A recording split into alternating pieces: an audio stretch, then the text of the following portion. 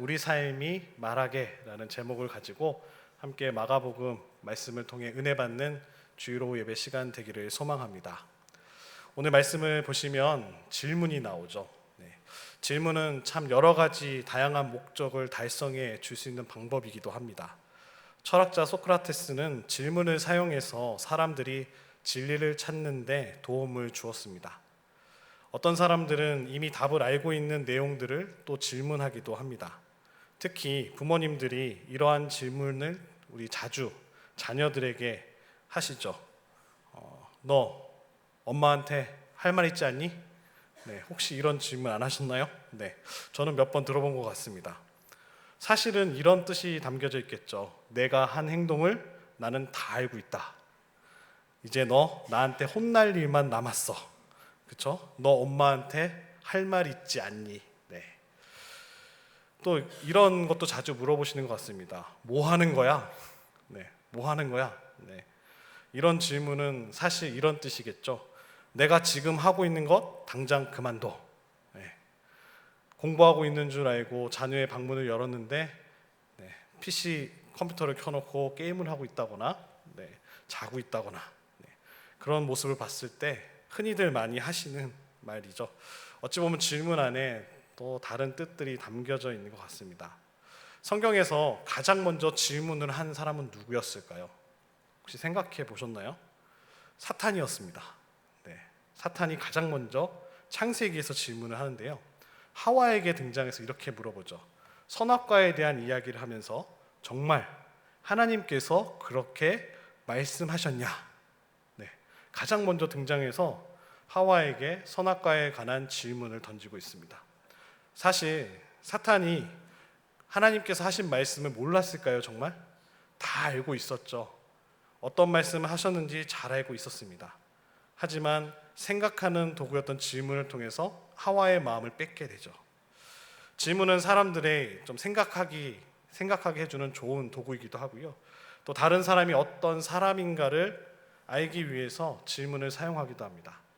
처음 부임했을 때 이제 가장 많이 들었던 질문 중에 하나, 어디서 오셨어요? 이렇게 대구에서 오셨어요? 이렇게 천영진 목사님 대구에서 오셨고 전 대전에서 올라왔다고 하니까 이제 어느 지역에서 올라오셨냐고 헷갈리셔서 많이들 물어보시더라고요.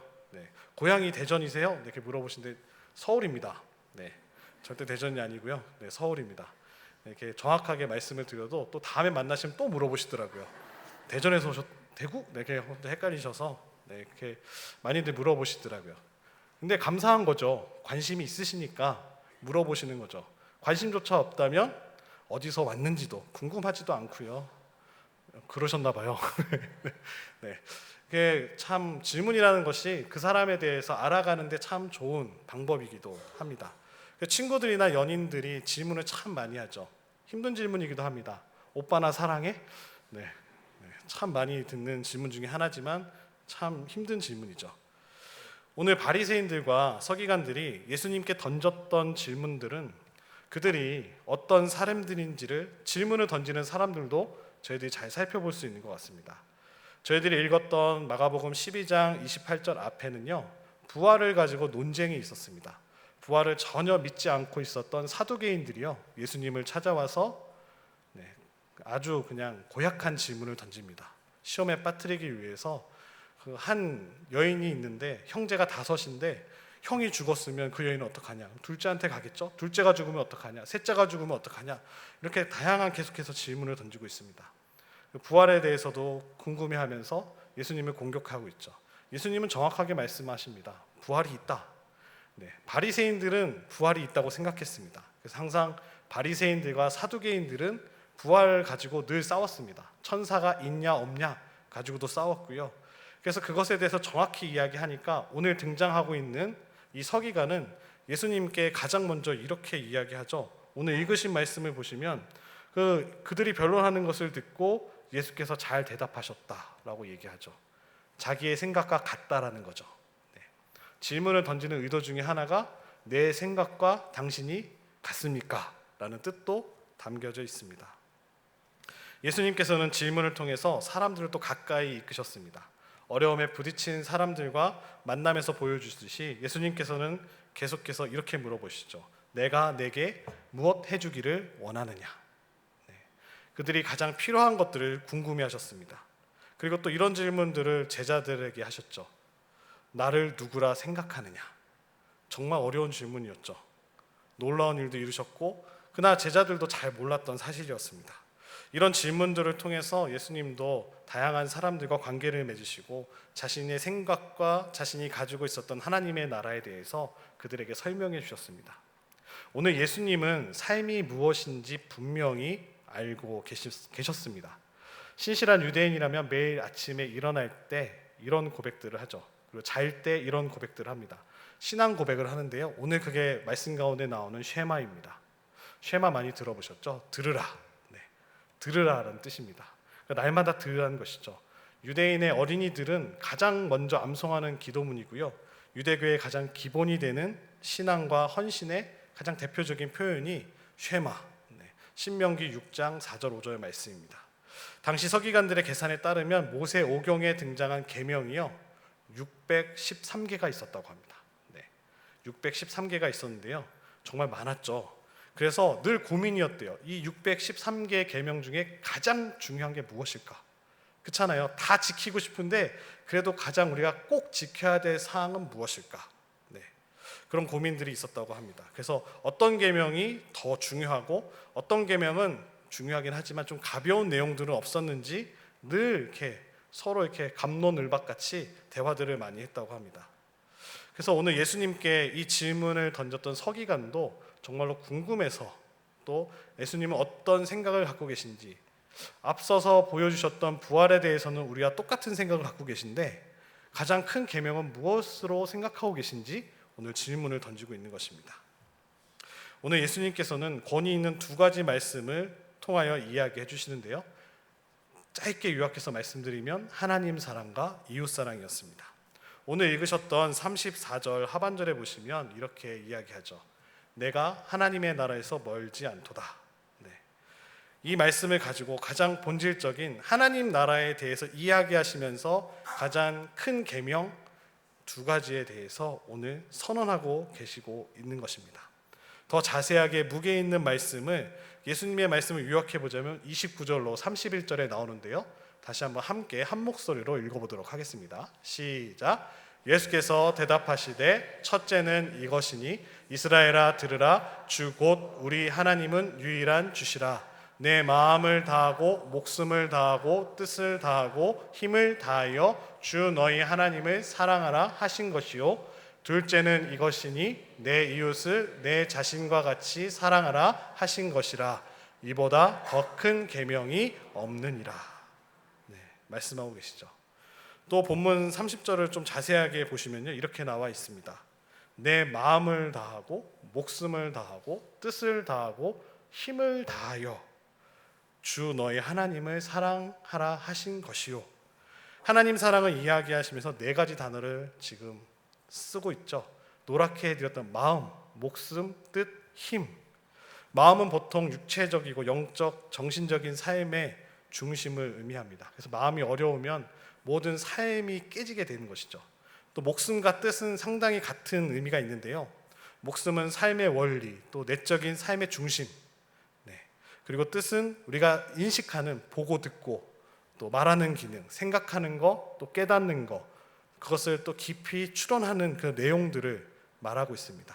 그래서 마음이나 목숨 안에 뜻이 있을 수 있겠죠. 그 사람이 어떠한 생각을 갖고 있는 대로 그것이 표현되어지니까요. 근데 마지막으로 나왔던 힘이라는 단어는 좀 독특한 것 같습니다. 모든 것들에 동기를 부여한다면 이 모든 것들을 이제 아우르는 거죠. 마음과 목숨과 뜻을 아울러서 활력을 주는 겁니다. 힘있게 할 수 있는 것이죠. 생각은 있어도 몸이 아프면 할 수가 없죠. 네. 마음은 원이로되, 네, 그렇죠. 마음은 원인데 우리 이제 권사님들 뵈면 좀 가슴이 아픈 게 이제 올라오시는데 힘들어하세요. 네, 힘들어하세요. 이렇게 한 걸음 한 걸음이 너무 힘드시다고 얘기도 하시더라고요.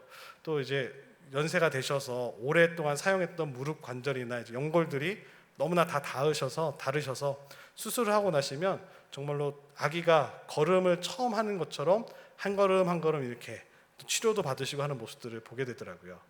마음은 있는데 달려가고 싶은데 그런 힘이 없으면 할 수가 없는 것처럼 오늘 이 네 가지 단어를 이야기하시면서 마음과 목숨과 뜻이 있다고 하면 거기에 힘이 받쳐줘야 된다는 것을 이야기해주고 계십니다. 그래서 이 모든 것을 합쳐서 한마디로 이야기해서 하나님을 사랑하라, 힘있게 사랑하라 라고 고백하고 있는 것이죠. 예수님은 레위기 19장 18절에서 또 이렇게 이야기하십니다. 함께 읽도록 하겠습니다. 시작. 원수를 갚지 말며 동포를 원망하지 말며 내 이웃 사랑하기를 내 자신과 같이 사랑하라. 나는 여호와니라. 네. 둘째 계명도 같이 얘기하시죠. 오늘 서기관은 한 가지만 물어봤어요. 가장 큰 계명. 예수님, 가장 큰 계명이 무엇입니까? 하나님 사랑. 그쵸, 우리 하나님 사랑해야 되죠. 근데 거기서 끝나지 않고요, 한 가지를 더 이야기해 주시죠. 오늘 함께 읽으신 말씀대로 내 이웃 사랑하기를 내 자신과 같이 사랑하라. 레위기 말씀을 인용하시면서 덧붙여 주고 계십니다. 어찌 보면 참으로 하나님을 사랑하는 사람들은 또한 하나님의 형상으로 창조된 자들입니다. 그렇기 때문에 하나님의 형상으로 창조된 사람들을 사랑해야 된다고 말씀하고 계십니다. 하나님을 사랑하는 사람들은 하나님의 자녀로 세움받고 여겨지는 사람들입니다. 하나님의 신성한 그런 성품, 또 순수한 사랑을 우리 안에 담고 있다는 것이죠. 요한일서 4장 16절에 보시면 요한은 이렇게 고백합니다. 하나님이 우리를 사랑하시는 사랑을 우리가 알고 믿었노니 하나님은 사랑이시라. 사랑 안에 거하는 자는 하나님 안에 거하고 하나님도 그의 안에 거하시느니라 라는 고백으로 사랑이 얼마나 중요한지 고백하고 있습니다. 예수님은 모든 계명 가운데 가장 중요한 것이 무엇이냐라는 이 질문을 받으셨을 때 또 신명기 6장 4절로 5절로 한번 띄워주시면 들으라는 것이죠. 하나님 여호와는 한 분, 너는 마음을 다하고 뜻을 다하고 힘을 다하여 하나님 사랑해라. 여기서 한 가지 빠진 게 있죠. 마음과 뜻과 목숨이 하나 빠졌죠. 목숨 걸고 사랑해라. 누가는 목숨까지 얘기합니다. 신명기 말씀에 예수님은 누가복음을 통해서 목숨 걸어라, 끝장을 봐라, 힘을 다해서 사랑하라. 또 방금 전에 읽으셨던 레위기 19장 18절에서도 내 자신을 사랑한 것 같이 자기 사랑이 필요합니다. 나를 사랑하지 않고 남을 사랑할 수 없듯이 하나님이 우리를 사랑하시기 때문에 그 사랑을 받은 우리가 그 사랑을 나눌 수 있는 거죠. 나 자신을 돌보시고 사랑하셔야 됩니다. 그 사랑을 힘입어서 남들을 사랑할 수 있는 거죠. 근데 여기서만 머무르시면 자기에 빠져서 나만 불쌍하고 내가 세상에서 제일 사랑받아야 하는데 늘 어려운 가운데 있는 것이죠. 근데 그 사랑을 나눌 때 더욱더 풍성한 사랑이 된다고 말씀해 주고 계시는 것입니다. 이 두 가지 의미가 있는데요. 마가복음에서는 예수님이 이 쉐마 들으라 이 말씀에서 우리 이스라엘아 6장 4절 신명기 6장 4절에서 이스라엘아 들으라 우리 하나님 여호와는 오직 유일한 여호와이시니 이 구절까지도 들고 있는 겁니다. 어찌 보면 5절 말씀만 인용하면 될 것 같은데 앞섰던 4절까지도 인용하면서요. 유대인들이 아침과 또 잠자기 전에 늘 암송했던 신앙 고백을 인용하시면서 예수님은 자신이 하나님의 유일한 아들이시고 곧 자신이 하나님이심을 증명하고 계셨습니다. 또 두 번째로는 서기관에 대해서 예수님의 대답은 그거죠. 사랑이 그리스도인의 신앙과 삶의 근거이다. 사랑이 없으면 아무것도 아니다. 사랑이 바탕이 되어야 그리스도인의 신앙과 삶의 근거가 된다고 보여주고 계신 것입니다. 큰 계명 한 가지에 대한 질문을 받았을 때 우리 예수님은 두 가지로 대답하셨지만 이 두 가지 큰 명령 안에서 가장 실질적인 한 개의 동사가 보이시죠? 무엇일까요? 사랑하라였습니다. 사랑하라. 그리스도인들에게 있어서 하나님의 율법 말씀이 이런 방식으로 요약되는 것은 예수님 자신이 하나님의 권위에 근거를 두고 말씀하시고 선포하시는 내용입니다. 사랑은 그리스도인의 삶의 본질이라는 것입니다. 사랑은 또한 어떤 상황에서도 꼭 있어야 하고 없어서는 안 될 만큼 가장 중요한 내용이 사랑이라고 말씀하시고요. 적극적이든지 소극적이든지 그리스도인의 삶에 있어서 하나님 앞에서 선하게 나타나는 곳이라면 어디서든지 그 선한 것이 바로 사랑이라고 선포하고 계시는 것입니다. 예수님이 그 사랑이란 말로 구약의 모든 요구를 요약하신 것은 분명하게 많은 사람들에게 영향을 끼쳤던 것 같습니다. 사랑은 예수님의 가르침에 대한 신약의 또 다양한 이야기와 또 선지자 저자들에게 이렇게 가르쳐라. 예수님께서 말씀하신 바를 듣고 제자들과 또 사도 바울도 그렇고요. 또 서신서를 썼던 많은 저자들이 같이 고백하죠. 특별히 바울 같은 경우는요. 로마서 13장 10절에서 이렇게 고백합니다. 사랑은 이웃에게 악을 행하지 아니하나니 그러므로 사랑은 무엇의 완성이라고 이야기하나요? 율법의 완성이라고 이야기합니다. 율법이 613개나 있었다고 하잖아요. 그 율법을 목숨까지 정말 버리면서도 지켰던 그들에게 하셨던 말씀은 율법의 완성이 바로 사랑이다. 바울이 예수님의 말씀을 듣고 하나님의 말씀을 정말 많이 공부해서 내린 결론은 율법의 완성은 사랑이구나. 바울은 또 다른 계명에 요약되는 것으로서 두 번째 얘기하셨던 이웃사랑에 대해서 레위기 19장 18절을 인용하시면서 갈라디아서 5장 14절에서 이렇게 또 고백하고 있습니다. 온 율법은 내 이웃 사랑하기를 내 자신같이 하라 하신 한 말씀에서 이루어졌다. 율법이 또 어디에서 이루어졌냐면 이웃 사랑에서 이루어졌다라고 고백하고 있습니다. 바울은 로마서에서는 율법의 완성은 사랑입니다.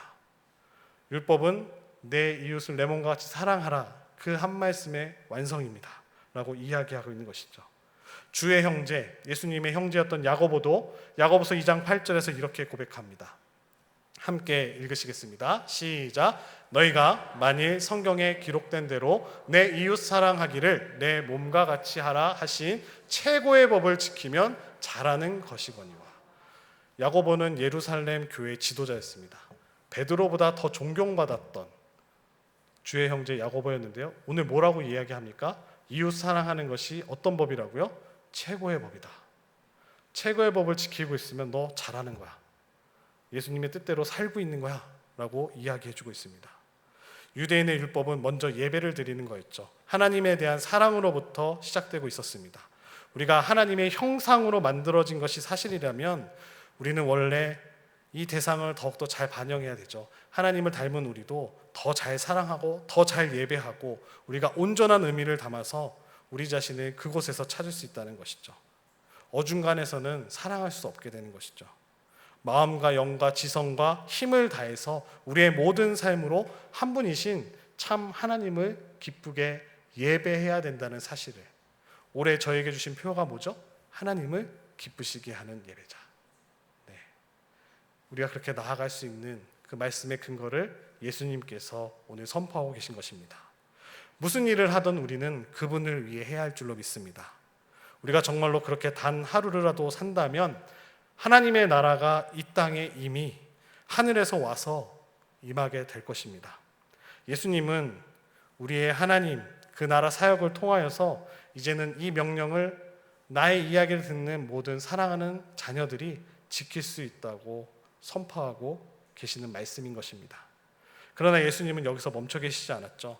서기관의 두 번째 계명이 뭔지 묻지도 않았지만 오늘 말씀드린 대로 그 전체 사명에 대해서 또 하나님 사랑과 무엇까지 나가야 되냐 오늘 이야기하시죠. 내 이웃을 너 자신처럼 사랑하라. 우리 대신 타인을 사랑하는 뜻이 아니라 자신을 존중하고 돌보는 것처럼 모든 사람을 그렇게 대하라는 뜻으로 말씀하고 계십니다. 예수님은 이웃사랑 계명이 하나님 사랑 계명과 더불어서 구약 계명 중에 613개의 정말로 많은 계명 중에 가장 핵심적이고 큰 계명이라고 선언하고 계십니다. 이 계명의 실천에 있어서 과연 사랑의 대상이 내 이웃이 누구입니까? 또 물어볼 수 있겠죠. 유대인들이 아마 이 이웃의 범위를 생각할 때는 좁은 범위, 같은 동족, 나와 같은 백성들, 우리에게도 같은 이웃이라고 생각한다면 멀리 보면 저는 철산동에 살고 있거든요. 철산 2동 주민들, 1동에 사시면 1동 주민들, 좁게 생각하였다면 하나님은 그렇게 말씀하시지 않죠. 같은 말씀인 오늘 이 말씀이 누가복음 10장에도 인용되어지는데요. 어떤 말씀까지 나아가냐면 선한 사마리아인에 대한 비유로 이어지게 됩니다. 선한 사마리아인은 배척받았던 사람입니다.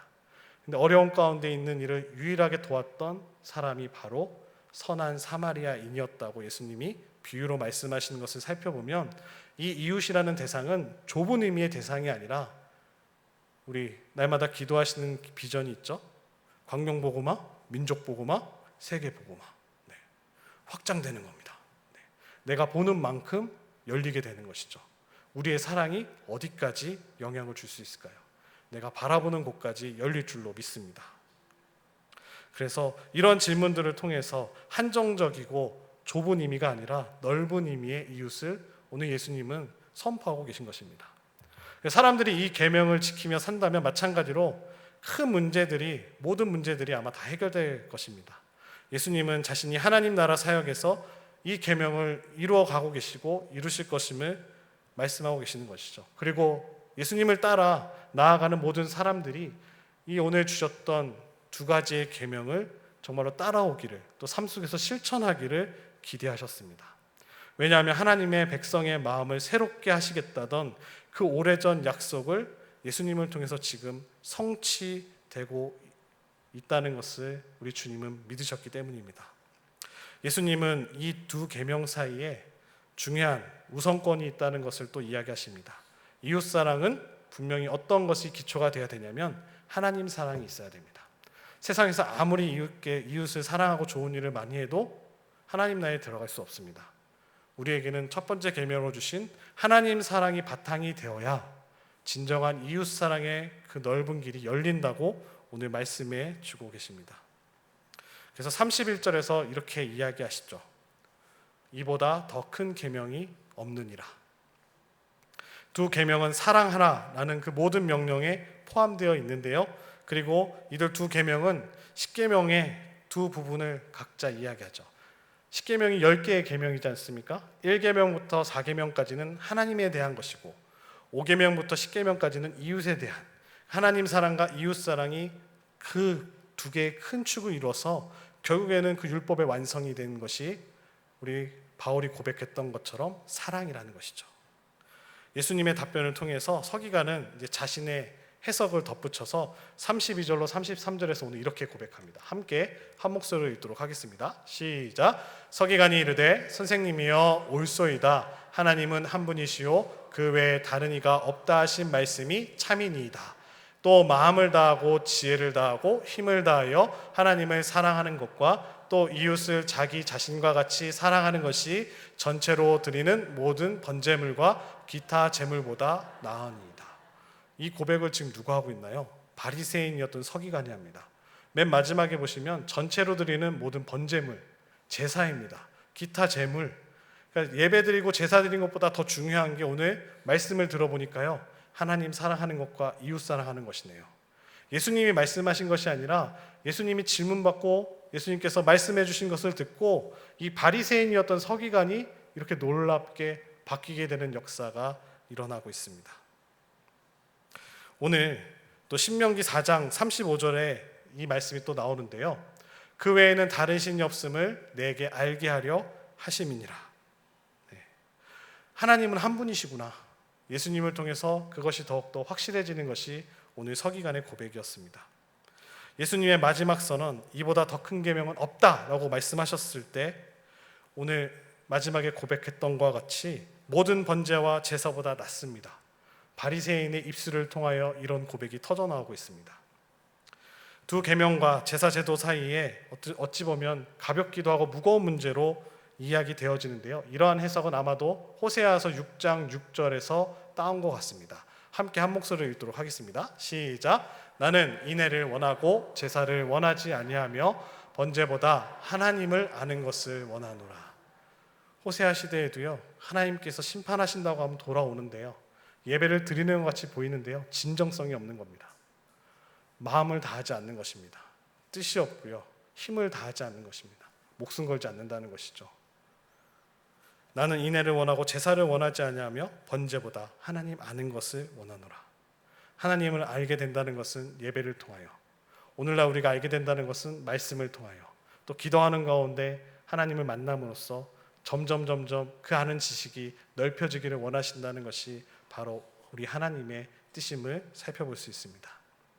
서기관은 제사 제도 자체가 아예 필요 없다는 것을 언급하지는 않는 것으로 보이지만 아마도 제사 중심으로 예물을 바쳐야 하고, 이럴 때는 이런 예물을 드려야 하고, 이럴 때는 이러한 예물을 드려야 되고, 자꾸 우리 하나님이 빚쟁이가 되신 것처럼 너희를 구원해 주셨으니 당연히 이런 것을 감당해야지, 이렇게 잘못 흘러간 그런 모든 유대교의 제사 방식과 예수님 시대의 잘못된 모든 것들을 아마 비교하면서, 우리가 말씀으로 돌아가야 되겠구나, 본질로 돌아가야 되겠구나, 진정 우리가 잊고 있었던 정말로 마음과 뜻과 목숨과 힘을 다해서 하나님 사랑하는 것과 그 사랑을 바탕으로 내 이웃을 내 자신 사랑한 것 같이 이웃을 사랑해야 된다는 그 사실을 오늘 서기관이 눈을 떠서 보게 된 것입니다.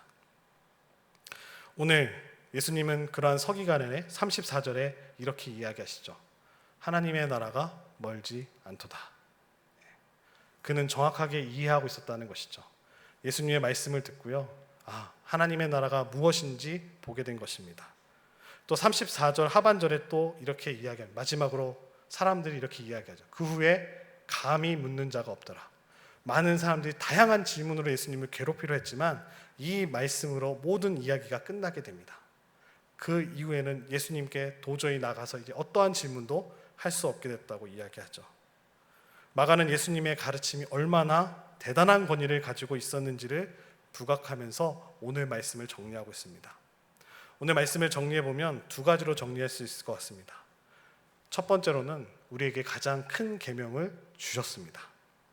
이 두 율법은 하나님을 사랑하고 다른 사람을 사랑하는 것이 가장 큰 이유로 나오는데요, 이 모든 것들이 바로 율법의 근원 되시는 하나님의 본성과 그 성품을 요약해 주기 때문입니다. 하나님 사랑과 이웃 사랑. 하나님께 순종한다는 것은 하나님의 임재 안으로 들어가기에 합당하도록 그 모든 계명을 한 점의 오차 없이 하나도 틀림없이 꼼꼼하게 다 지킨다고 해서 들어갈 수 있는 것이 아닙니다. 참된 순종은 하나님의 놀라운 은혜를 체험하고 그로 인해 변화된 마음에서 나오게 되는 것이죠.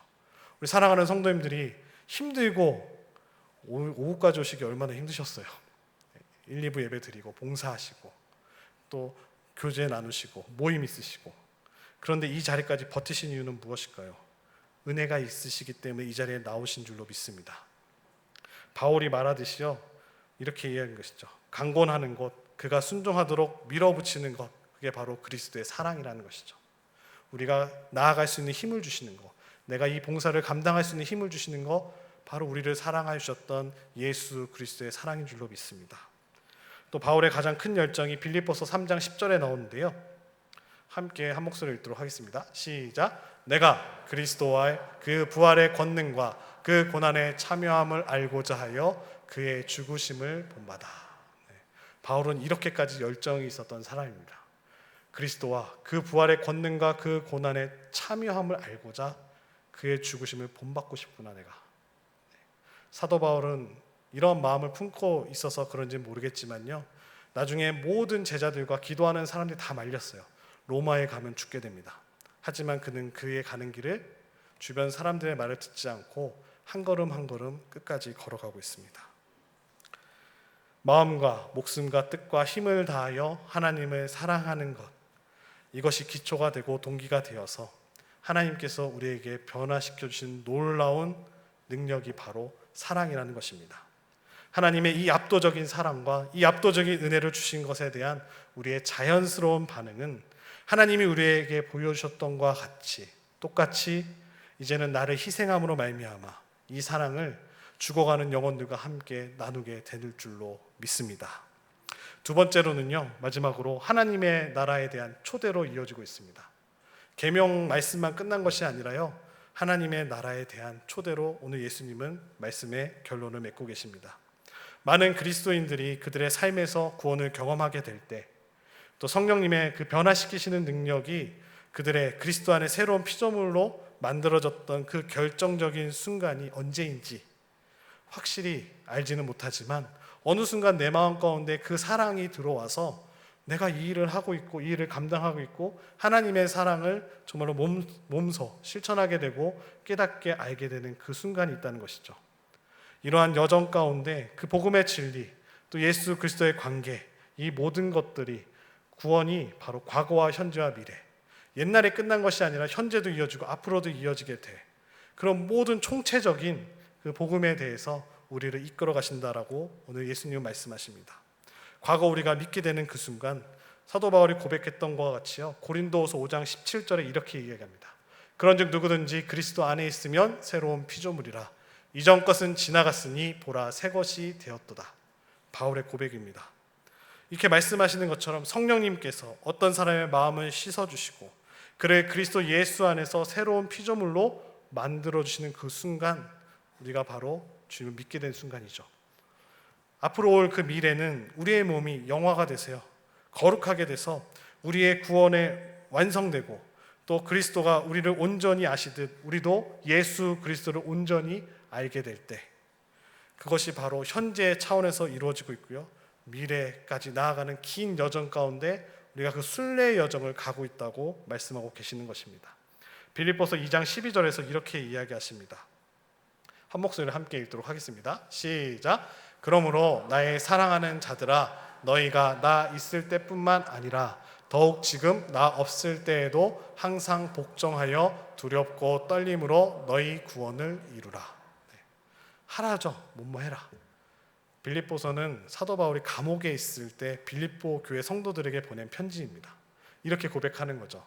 내가 있을 때나 없을 때나 너희는 정진해라, 걸어가라는 거죠. 그 예수님의 사랑 앞으로 걸어가라.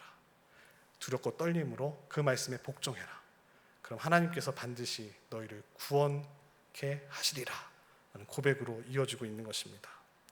우리가 두렵고 떨림으로 우리의 구원을 계속해서 이루어 가기를 원하시는 우리 예수님께서 오늘 이 말씀을 저희들에게 주신 줄로 믿습니다. 서기관이 가장 큰 계명이 무엇인지 예수님께 물었을 때, 서기관과 예수님은 두 개의 가장 큰 계명에 대해 그 생각이 일치하고 있음을 오늘 살펴볼 수 있었습니다. 그것은 나의 모든 것을 다해서 하나님을 사랑하라고 하신 것과, 또 내 이웃을 내가 내 자신을 사랑한 것 같이 이웃을 사랑하라고 말씀하셨던 이 두 개의 큰 계명이었습니다. 우리가 모두 예수님께서 말씀해 주신 이 하나님의 사랑을 사랑으로 실천하고 이웃을 사랑하는 원리에 맞는 삶을 살아가시는, 오늘 말씀의 제목과 같이 우리의 삶이 말하게, 우리의 삶이 믿지 않는 자에게 말하게 이끄실 그 하나님의 은혜를 붙드시고 나아가시는 사랑하는 성도님들 되시기를 축복합니다. 오늘 하나님을 사랑하고 이웃을 사랑하고 예수 그리스도를 따름으로 그 사랑을 날마다 실천하시는 모두가 되시기를 축복합니다.